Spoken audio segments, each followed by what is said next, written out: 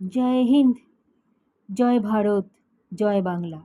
এবছর বিধানসভার ভোটে পানিহাটিতে বিজেপির প্রার্থী হয়ে ভোটে দাঁড়িয়েছিলেন আমাদের বোন তিলোত্তমার মা শ্রীমতী রত্না দেবনাথ।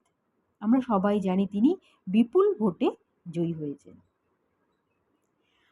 আমাদের বিগত রাজনৈতিক সরকার বা শাসক দল যাই বলুন না কেন, তৃণমূল কংগ্রেস এখন পরাজিত।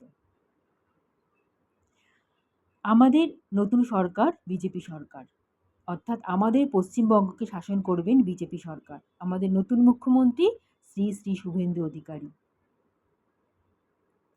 ওনার কাছে বা পুরো বিজেপি সরকারের কাছে আমাদের বিনীত অনুরোধ, 2024-এর 9ই আগস্ট আরজিকরে যে হত্যাকাণ্ড, নির্মম নৃশংস হত্যাকাণ্ড ঘটে গেছে, আমাদের বোন তিলোত্তমার হত্যা, তার কোনো সুবিচার আমরা পাইনি।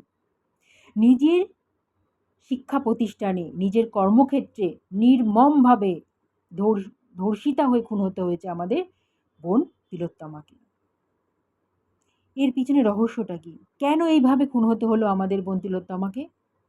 আমরা রাস্তায় নেমেছি, রাতের পর রাত, দিনের পর দিন রাস্তায় থেকেছি, সোচ্চার হয়েছি, গলা তুলেছি, মশাল মিছিল করেছি, মোমবাতি মিছিল করেছি, ব্যারিকেড ভেঙেছি,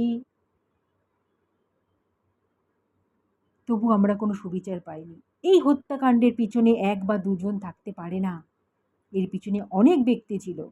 তাদের আমরা গড়াদের পিছনে দেখতে চাই। আমরা নতুন করে ফাইল খুলতে চাই, বোন তিলোত্তমার ফাইল। আমরা সুবিচার চাই। প্রশাসনের কাছে আমাদের বিনীত অনুরোধ, আমরা সুবিচার চাই।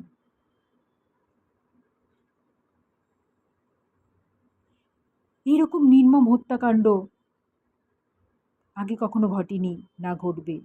জাস্টিস ফর আরজি কর। জয় হিন্দ।